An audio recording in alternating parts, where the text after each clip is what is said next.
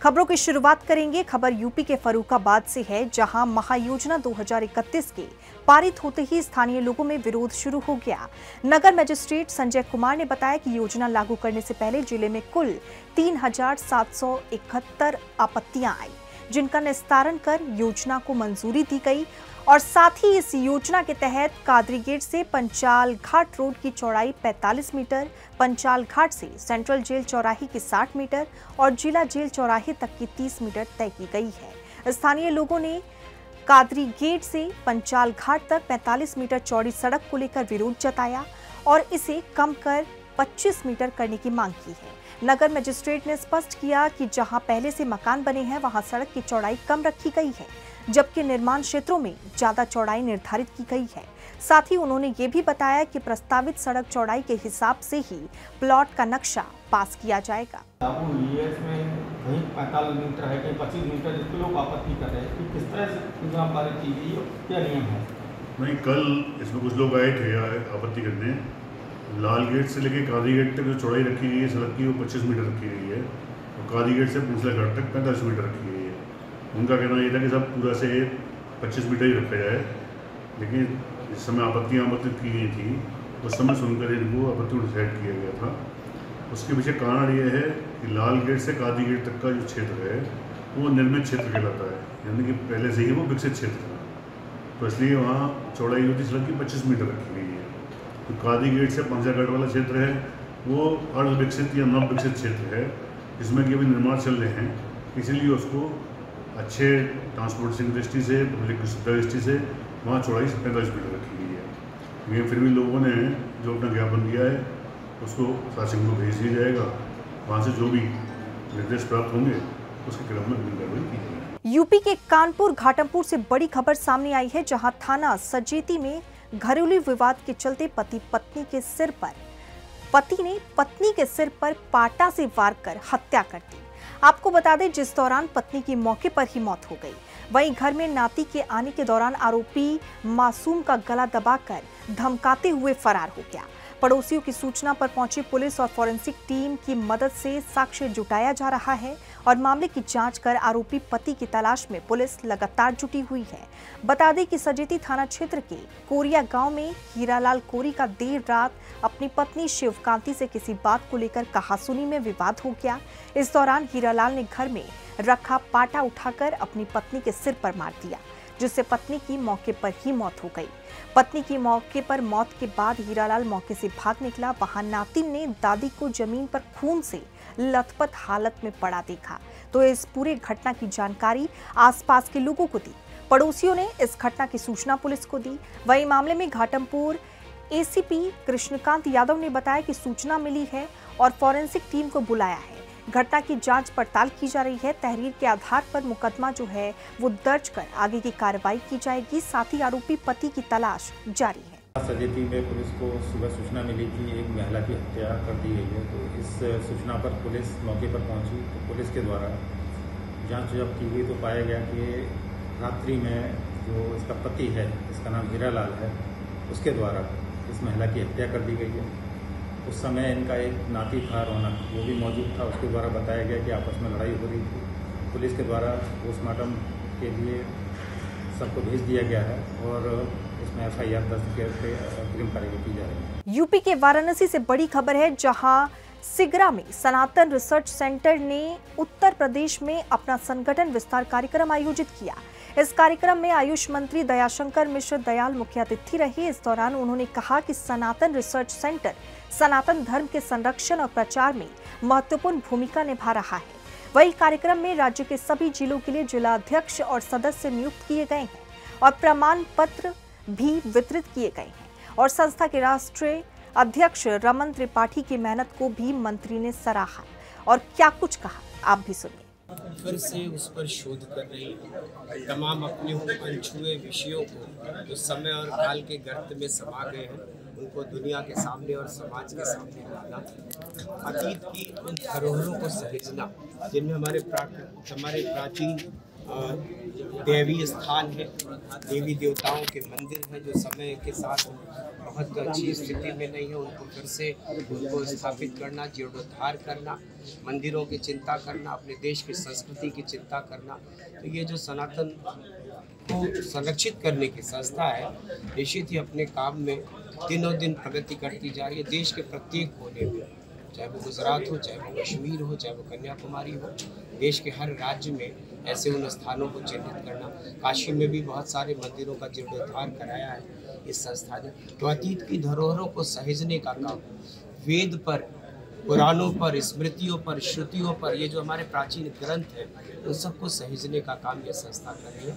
हृदय की गहराइयों से इस संस्था से जुड़े अपने उन सारे पदाधिकारियों को बधाई देता हूँ। आज संस्था का विस्तार भी था, आज बहुत सारे पदाधिकारियों ने नई जिम्मेदारियाँ अपने ऊपर लिया है। तो मुझे लगता है कि संस्था निश्चित ही भारत के उस सनातन को फिर से उस वैभव पर ले जाने का के लिए संकल्पित है और अपने काम में बेहतर आगे।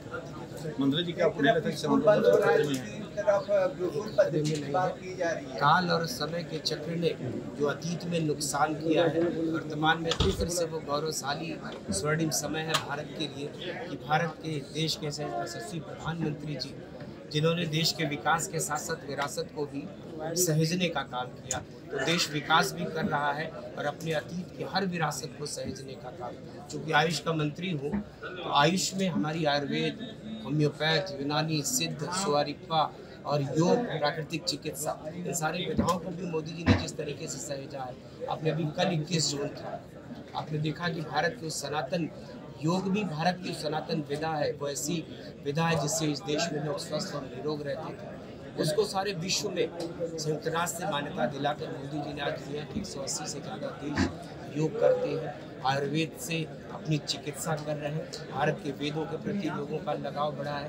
भारत के जो सांस्कृतिक स्थान है, आपने देखा होगा कि जब से भगवान बाबा विश्वनाथ का कॉरिडोर बना है, जब से भगवान मर्यादा पुरुषोत्तम राम अपने घर में विराजमान हुए हैं, मथुरा की बात हो रही, वृंदावन की बात हो रही, इस देश का जो स्पिरिचुअल टूरिज्म है वो अपने उच्चतम बिंदु पे।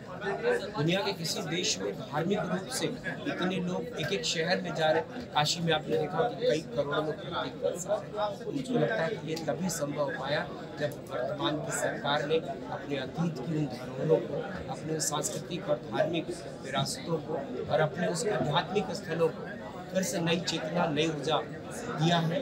आज देश चमत्कृत है, विश्व चमत्कृत। मंत्री जी, बांके बिहारी कॉरिडोर को लेकर जिस प्रकार से वहाँ के मंदिर के पुजारी आंदोलनरत है, उस पर सरकार क्या निर्णय लेगी? कुछ भी नया होता है तो कुछ परेशानियाँ होती हैं। मंदिर से जुड़े जो परिवार है, पुजारी परिवार है, वो सबकी चिंता सरकार कर रही है। बहुत सारी सहमति बन चुकी है। थोड़ा बहुत जो बातें हैं उसको बैठ के सुलझा लिया जाएगा।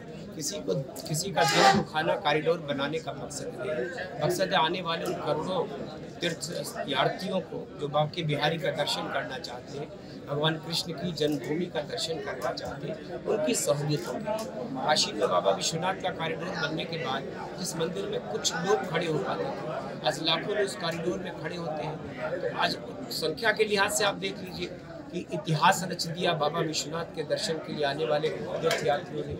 भगवान राम का जब से घर बना है, अयोध्या में दर्शनार्थियों की संख्या ने एक नया प्रतिमान रचा है, संख्या का विश्व रिकॉर्ड बना है। तो मुझको लगता है कि देश में आस्था का जो इस समय एक ऐसा दौर चल रहा है कि सारे लोग अपने उन आराध्य देवी देवताओं के मंदिरों की तरफ फोकस है। उसमें इस सरकार ने कुछ संकल्प लिया है, वो कॉरिडोर बनाने का। निश्चित ही तीर्थयात्रियों की सहूलियत के लिए, आने वाले दर्शनार्थियों की सहूलियत के लिए ऐसा काम किया जा रहा है। मंत्री जी, 5000 स्कूलों को बंद करने का बात कही जा रही है, गुरुकुल पद्धति के रिसर्च आप सनातन में बात की जा रही है, क्या मानते हैं इसको? क्या वाकई इस समय गुरुकुल पद्धति की जरूरत है? देखिए, शिक्षा के लिए देश में भारत की सरकार ने समान शिक्षा नीति लागू किया। पूरे देश में शिक्षा का एक बहुत सारे ऐसे स्कूल हैं संख्या के लिहाज से जहाँ शिक्षण मतलब कम बच्चे होंगे, ऐसी संस्था को किसी को ख़त्म नहीं किया जाएगा, सबको समायोजित किया जाएगा और उससे बेहतर स्थान बना के चूँकि बच्चे आकर्षित हों, परिवारीजन उनके आकर्षित हो और उन बच्चों में अपने बच्चों को मिले। आपने देखा कायाकल्प योजना के बाद से प्राइमरी शिक्षा में जो चमत्कार हुआ है वो आपसे छिपा नहीं है। आज आपके वो प्राथमिक विद्यालय मॉडल स्कूल बन चुके हैं। तो शिक्षा को लेकर सरकार, चाहे उत्तर प्रदेश की सरकार हो चाहे भारत की सरकार हो, नित नए प्रयोग करके शिक्षा को उच्चतम भारत, अतीत का भारत शिक्षा के लिए दुनिया का केंद्र था। ये नालंदा विश्वविद्यालय, तक्षशिला विश्वविद्यालय और विक्रमशिला ऐसे विश्वविद्यालय जिनमें दुनिया के देशों के लोग आके बच्चे पढ़ा करते थे। ये शिक्षा केंद्र भारत रहा है और भारत में शिक्षा की प्रणाली को सदैव सुधारना चाहिए। सनातन रिसर्च मनुस्मृति और संविधान से क्या बहस करेगा? मैंने कहा ना, यह संस्था अपने वैदिक परंपराओं को फिर से जिंदा करने के लिए वेदों पर, पुराणों पर, स्मृतियों पर, जो हमारे प्राचीन ग्रंथ हैं उन सब पे काम कर रहा है। उत्तर प्रदेश के सीतापुर से घर वापसी की बड़ी खबर सामने आई है, जहां मुस्लिम युवती महरून ने अपने हिंदू प्रेमी काशीराम के साथ मंदिर में शादी रचाई और अपना नाम बदलकर मोनिका रख लिया। बता दें कि 2.5 वर्षों के प्रेम के बाद महरून के परिवार ने विरोध किया, लेकिन प्रेमी युगल के समाज की कुरीतियों और धार्मिक भेदभाव को दरकिनार करते हुए अपनी मर्जी से 7 फेरे लिए और शादी में हिंदू रीति रिवाजों का कड़ाई से पालन हुआ। आपको ये भी बता दें, जिसमें स्थानीय बजरंग दल कार्यकर्ता भी मौजूद रहे। उत्तर प्रदेश के रायबरेली से एक शर्मनाक मामला सामने आया, जहां सलोन थाना क्षेत्र के ग्राम सिरसिरा में 3 किलो आम खरीदने को लेकर विवाद के दौरान सोहिल और इसराइल नफीस ने एक हिंदू युवक को जाति सूचक गालियां देते हुए बर्बर मारपीट की। वहीं युवक के विरोध करने पर आरोपियों ने जान से मारने की धमकी भी दी है और मौके से भाग गए। तो वहीं सालोन पुलिस ने गंभीर धाराओं में मामला दर्ज कर आरोपियों की गिरफ्तारी के लिए तलाश जो है वो शुरू कर दी है। यूपी के चंदौली जनपद के धीना थाना क्षेत्र अंतर्गत एवती गांव में सरकार की कानून व्यवस्था की धज्जियां उड़ती नजर आ रही हैं। गौरतलब है कि ग्राम प्रधान, सचिव और लेखपाल के मिलीभगत से ग्राम सभा के तालाब के भीटे पर मुस्लिम कठमुल्ले जिहादियों ने मजार बना दी। आपको बता दें कि ये वही तालाब है जहां छठ पूजा का आयोजन होता है। यहां जमीन जिहाद का मामला बन गया है। सरकार की महत्वाकांक्षी योजनाएं यहां भ्रष्टाचार और मिलीभगत की भेंट चढ़ रही हैं। तो वही मौके पर पहुंची हमारी टीम को ग्राम प्रधान का कोई पता नहीं मिला, जबकि ग्रामीण विकास के नाम पर नाकामयाबी का आरोप लगा रही है और मामले पर सख्त कार्रवाई की मांग अब पूरे इलाके में जोर पकड़ रही है। ये सीधे ग्राम प्रधान की राजनीति है वो, जबकि यहाँ 2-4 घर मुस्लिम होंगे, मगर 4 घर मुस्लिम के वोट के चक्कर में ये सरकारी ज़मीन पर ये मजार बना दिए। पीछे भी मजार बनाई जा रही है। देखिए, आज मिट्टी का बनाया गया है, इस पर हरा रंग का कपड़ा डाला हुआ है। कल के डेट में सीमेंटेड का हो जाएगा, सीमेंट। उसके बाद इसको छा देंगे, उसके बाद ज़मीन जिहाद जो अगल बगल वाले सब कब्जा कर लेंगे।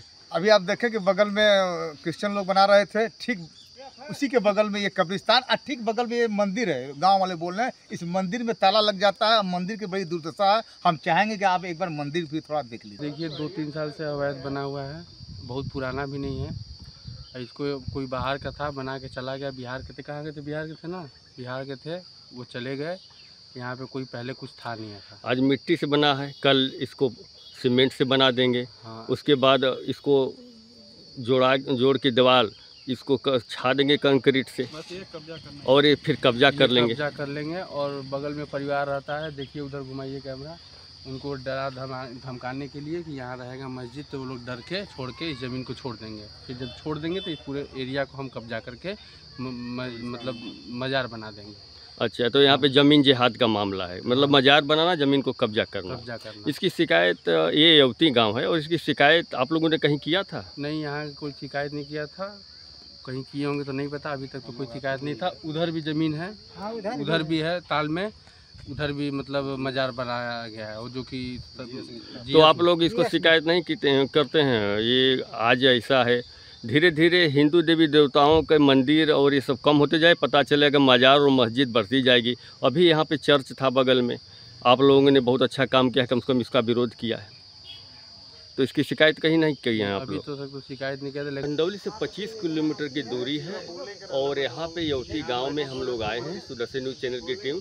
मैं दिखाना चाहता हूँ कि ये ग्राम सभा का तालाब है और ये ग्राम सभा इतना सुंदर तालाब है, लेकिन जो मुस्लिम कठमुल्ले हैं ये यहाँ पे ज़मीन जिहाद, अभी कैमरा से दिखाएं, ये यहाँ पे मजार बनाई जा रही है और ग्रामीण जो गांव के भोले भाले हैं, ऐसे लोगों को ये लोग बिहार से आकर के ठगते हैं। और सबसे बड़ी बात है कि गांव वाले शिकायत भी नहीं कर पाते हैं, क्योंकि उनको बहला फुसला के झाड़ फूंक के नाम पर ये इसको बनाते हैं। और बगल में एक मज़ार वहाँ भी है तालाब के उस पर, जो ग्राम प्रधान यहाँ के हैं उसको पट्टा करके इसको बढ़ावा दे रहे हैं। इसमें ग्राम प्रधान जो मुस्लिम कठुमले उनसे पैसा लेते हैं, जो जैसा कि ग्रामीणों ने यहाँ पे यवती गाँव वालों ने आरोप लगाया है कि उनको ये बढ़ावा देते हैं और मज़ार बनवाते हैं।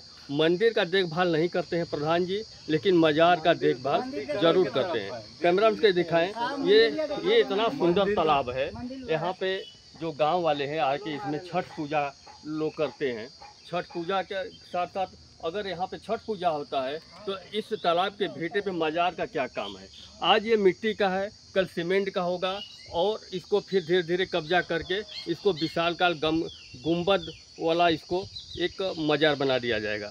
कैमरामैन जितेंद्र प्रशांत सिंह, जनपद चंदौली। यूपी के जनपद बस्ती के कप्तानगंज स्थित मदरसा अहले सुन्नत फैजुलनबी में नियुक्तियों को लेकर एक बड़ा और सनसनीखेज मामला सामने आया है, जहां मदरसे के वर्तमान प्रबंधक मुनीर अली पर अपने पद का दुरुपयोग कर बड़े पैमाने पर परिवारवाद और नियमों के उल्लंघन का आरोप लगा है।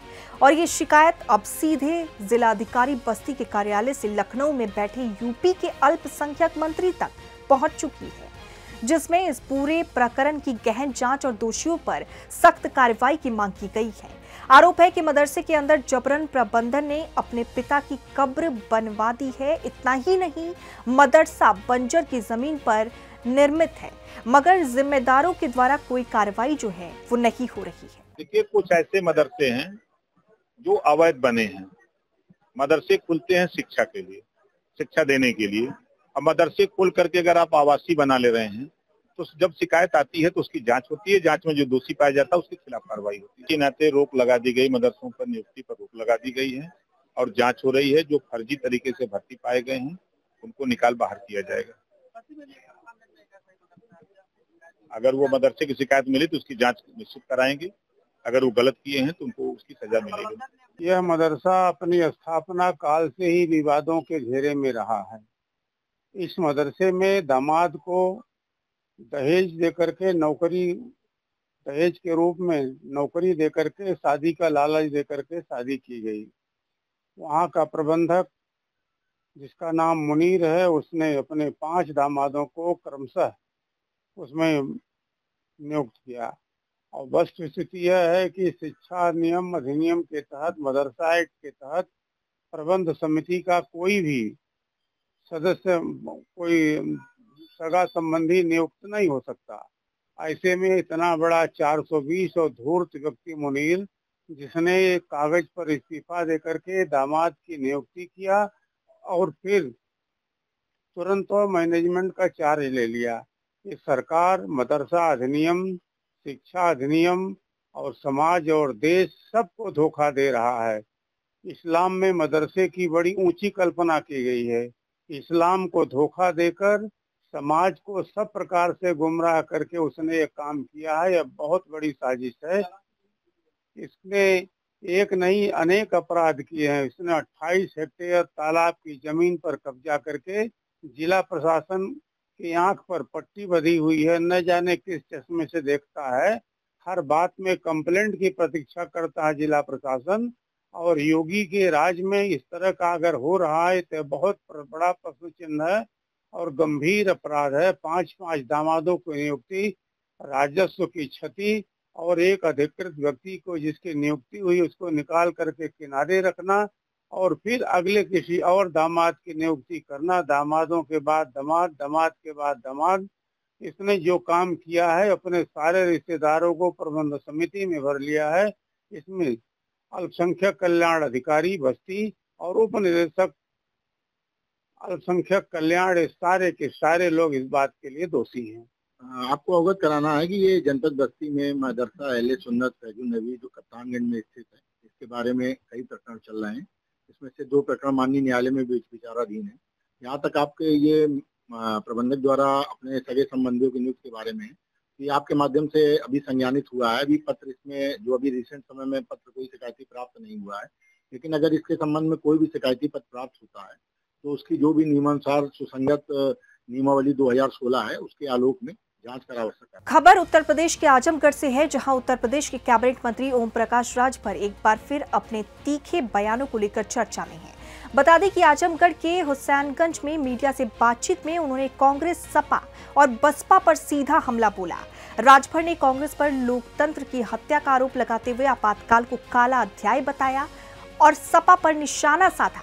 उन्होंने कहा कि भाजपा सरकार ने मुसलमानों को अधिकार और सम्मान दिया है और क्या कुछ कहा, आप भी सुनिए। यूपी की अगर हम बात करें तो दंगों पर और कर्फ्यू पर विराम लग गया। उनकी सरकार में छुट्टा सांड की तरह अपराधी घूमते थे। आवाज इस सरकार में अपराधी या तो जेल के अंदर या तो जमीन के अंदर या तो ऊपर। तो अब उनकी सरकार में आप ही लोगों के चैनल पे चलता था गुंडों की सरकार, लेकिन यहाँ तो बुलडोजर की सरकार है। अगर गलत करोगे भाई, अन्याय करोगे तो फिर भाई बुलडोजर चलेगा। आपने कहा था आजमगढ़ में अखिलेश धर्मेंद्र जी यादवों का हक खा रहे हैं, अब अखिलेश यादव यहाँ अपना आशियाना बना रहे हैं, इसको किस तरह से देख रहे हैं? अब 3 तारीख को उद्घाटन होने जा रहा है, उनके बना लिए हैं कि बना रहे हैं? उद्घाटन होने जा रहा है उनके मकान का ना, बना रहे हैं। देखिए, दुर्भाग्य है इस प्रदेश में मुसलमानों का 18% वोट मुसलमान देता है समाजवादी पार्टी। ये कैरियर पर बैठता है, छतरी जो साइकिल के पीछे है उसको हम लोग कैरियर कहते हैं, और साइकिल चलाते हैं अखिलेश जी। तो हम कह रहे हैं कि इस बार 27-27 के चुनाव में यदि आपकी सरकार बनती है तो साइकिल चलाने के लिए किसी मुसलमान को दे दो। अब आप थोड़ा पीछे कैरियर पे बैठो, देखो कितना दर्द होता है कुछ दूर जाने पर, तब न महसूस होगा। अच्छा नेता जी, एक सवाल और है कि 2027 में किस तरीके से बीजेपी तैयारी कर रही है और आपकी तरफ से क्या स्टैंड है 27 को लेकर? 4 महीने में आपने देखा होगा कि हाफरी आ गई आजमगढ़ में।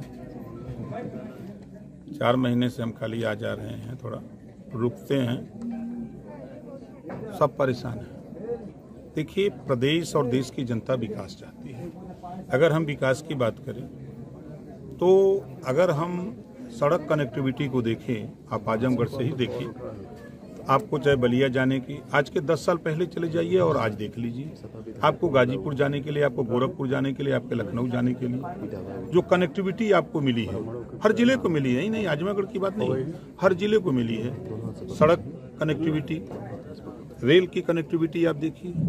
आप जब स्टेशनों पर आज के 10 साल पहले जब हम लोग जाते थे वहाँ ट्रेन पकड़ने के लिए बैठते थे, इंतजार करते थे, तो बड़े बड़े चूहे कूदते थे। आज चूहे नज़ारत है। सुबह अगर स्टेशन पर आप ट्रेन के इंतजार में बैठते थे, ट्रेन आगे रुकती थी तो पूरा ट्रेन के नीचे गंदगी हो जाती थी।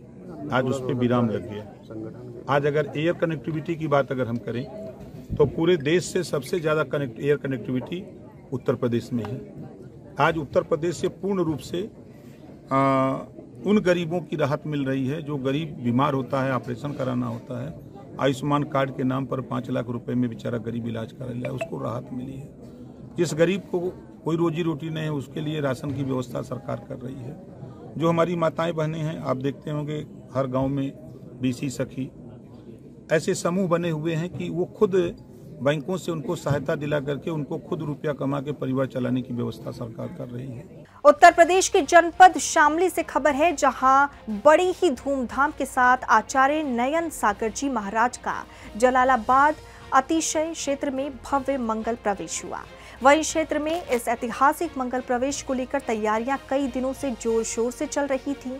कार्यक्रम की जानकारी देते हुए कमेटी मंत्री ने बताया कि आचार्य श्री का इस वर्ष चतुर्मास बढ़ौत जनपद बागपत में होने जा रहा है, जिसकी विधिवत घोषणा 7 जून 2025 को गुरुतीर्थ निर्मना यतन नानौता से की गई। यूपी के मथुरा के महावन से खबर है, जहां पुलिस ने 3 दिन में लूटकांड का खुलासा कर दिया। बता दें कि बरेली हाईवे पर मुठभेड़ में 4 बदमाश गोली लगने से घायल हो गए, जिनको पुलिस ने मौके से गिरफ्तार कर लिया। तो वहीं एक आरोपी मौके से फरार हो गया। गौरतलब है कि बदमाशों ने राहगीरों से चैन, मोबाइल, कैश लूटा था। लूटी गई चैन पर बैंक से 1.60 लाख का गोल्ड लोन भी ले लिया गया। पुलिस ने हथियार, बाइक और लूटा हुआ सामान बरामद किया है। एसएसपी ने महावन पुलिस टीम को 20,000 इनाम देने की घोषणा की है। जनपद मथुरा के थाना महावन में विगत 21 जून को एक घटना घटित हुई थी, जिसमें 2 व्यक्ति एक अपनी मोटरसाइकिल पे जा रहे थे। उनको 4 बदमाश आए और उनको तमंचे की नोक पर ओवर पावर किया और उनके पास से एक जो चेन पहने हुए थे, महंगी चेन थी, वो छीन ले गए। उनका पर्स छीन ले गए जिसमें 5,000 रुपये थे और उनका एक नथिंग कंपनी का एक मोबाइल था, उसको छीन कर लेकर चले गए। ये सनसनीखेज घटना में एसओजी और थाना महावन की टीम लगी हुई थी। लगातार आसपास के सीसीटीवी फुटेज देखे जा रहे थे, सभी सूत्रों से जानकारी की जा रही थी। आज शाम को ये नवनिर्मित बरेली हाईवे के पास में एसओजी प्रभारी राकेश और महावन प्रभारी सुधीर की टीम चेकिंग कर रही थी। 5 बदमाश ये 2 वाहनों पर आए। इन्होंने पुलिस टीम को देखते ही पुलिस टीम पर फायर किया। एक स्कूटी जो कि घटना में प्रयुक्त हुई थी, उसमें 2 बदमाश उस पर थे, वो उनके ऊपर पुलिस ने भी फायर किया, उसमें वो घायल हुए हैं। और एक मोटरसाइकिल पर 3 बदमाश थे, जिसमें 2 व्यक्ति घायल हुए हैं। एक अमित नाम का व्यक्ति मौके से भागने में कामयाब हुआ। ये कुल 4 अपराधी जो हैं, परवेज है, आकाश है, मोहित है और एक बदमाश और है, विशाल है। इनके ऊपर काफ़ी मुकदमे हैं, सभी सदर बाज़ार मथुरा के रहने वाले हैं। इनके पास से जो घटना में चेन मिली थी, उसको इन्होंने गोल्ड लोन ले लिया था। 1,60,000 रुपये वो बरामद हुआ है। सभी के पास से कंट्री मेड पिस्टल बरामद हुआ है, कारतूस बरामद हुए हैं। जो घटना में मोबाइल चोरी हुआ था वो बरामद हुआ है, पर्स बरामद हुआ है और सभी इसमें एक्टिवा स्कूटी जो घटना में प्रयुक्त हुई थी वो बरामद हुई है। ये सनसनीखेज अपराध था। इस सनसनीखेज के घटना के अनावरण के लिए एसओजी और थाना पुलिस को एसएसपी मथुरा सर की तरफ से 20,000 रुपये का नगद पुरस्कार दिया गया है। अभी जो घायल हुए हैं अपराधी, इनको उपचार के लिए भेजा गया है। इनसे गहनता से पूछताछ की जाएगी। जो भी तथ्य पाए जाएंगे उसमें विधिक कार्रवाई की जाएगी।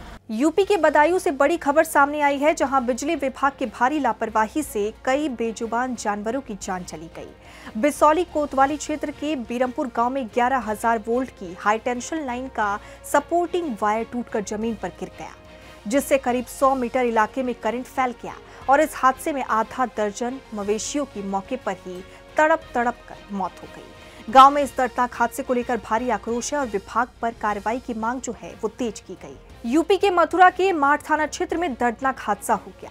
जहांगीरपुर के 2 युवक देर रात बाइक से लौटते वक्त विद्युत पोल से टकरा गए। वहीं टक्कर के बाद बिजली के तारों से चिंगारी निकली और बाइक में आग लग गई, जिससे दोनों युवक लखन और भप्पा उर्फ तेजपाल मौके पर ही जलकर उनकी मौत हो गई। मौत के वो शिकार हो गए। बताया जा रहा है कि बाइक नई थी और उनके पास 1.5 लाख रुपए भी थे, जो जलकर खाक हो गई। फिलहाल पुलिस ने शव को पोस्टमार्टम के लिए भेज दिया है और पूरे गांव में शोक का माहौल है। ये घटना नहीं है सर, हादसा है। क्या हुआ? ये हादसा हुआ है, लट्टे से लड़के आ रहे थे माठ से, लाइट से हुआ है। ये लाइट पेड़ पर गिरी है, खम्मा बीच में से 2 जगह से टूटा है।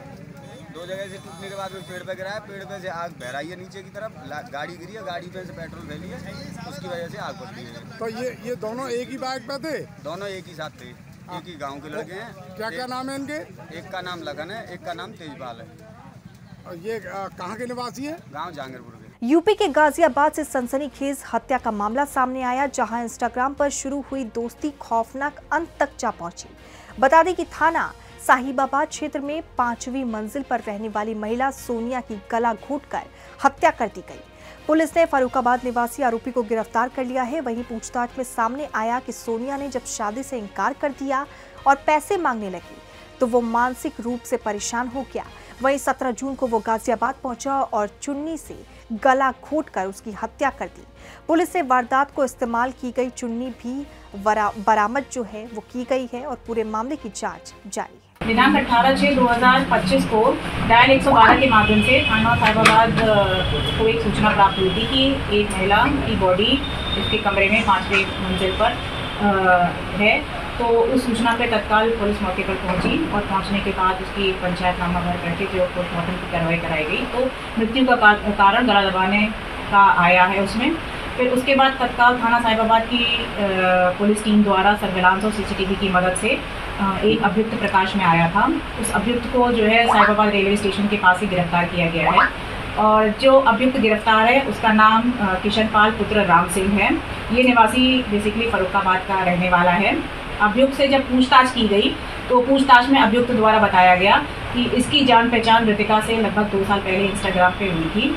इंस्टाग्राम के माध्यम से दोनों एक दूसरे के संपर्क में आए थे, उनकी बातचीत होने लगी और वो इसके घर पे कई बार मिलने भी आता था, उसके संपर्क में था। 1 साल पहले जब अभियुक्त की शादी हो गई थी महिला से, चांदनी नाम की महिला से, और उसकी अब 1 महीने की अब पुत्री भी है, तब ये महिला इसे मृतिका इसे ब्लैकमेल करना शुरू कर दी थी कि तुम जो है अपने परिवार छोड़ करके मेरे साथ रहो और जो है मतलब अपना परिवार छोड़ दो, इस तरह का ब्लैकमेल करना शुरू हो गई थी। तो ये परेशान होकर के इसके घर पे आया उस दिन 18 तारीख को और इसने उसे जान से मारने की उससे इसके घर पे रुका रहा और रुकने के बाद इसने उसका गला दबा करके उसकी हत्या कर दी। हत्या करके वो फरार हो गया था। यूपी के हरदोई में इंदिरा पार्क में संदिग्ध परिस्थितियों में एक युवक का शव पड़ा मिला। वहीं पार्क में घूमने आए लोगों ने युवक का शव देखा तो घटना की जानकारी पुलिस को दी। जानकारी मिलने पर पुलिस मौके पर पहुंची और पुलिस ने शव को कब्जे में लेकर पोस्टमार्टम के लिए भेज दिया। पूरा मामला सांडी कस्बे के इंदिरा पार्क का बताया जा रहा है। आज दिनांक 24 जून 2025 की शाम कस्बा सांडी के एक पार्क में एक शव प्राप्त हुआ है। शव की पहचान कमलेश निवासी सहोरा के रूप में हुई है। मृतक के परिजनों द्वारा बताया जा रहा है कि मृतक नशे का आदी था। फील्ड यूनिट द्वारा मौके का निरीक्षण किया गया है। शव पर कोई जाहिरा चोट का निशान नहीं है। मृत्यु का सही कारण जानने हेतु पोस्टमार्टम कराया जा रहा है। अग्रितर आवश्यक वैधानिक कार्रवाई प्रचलित है।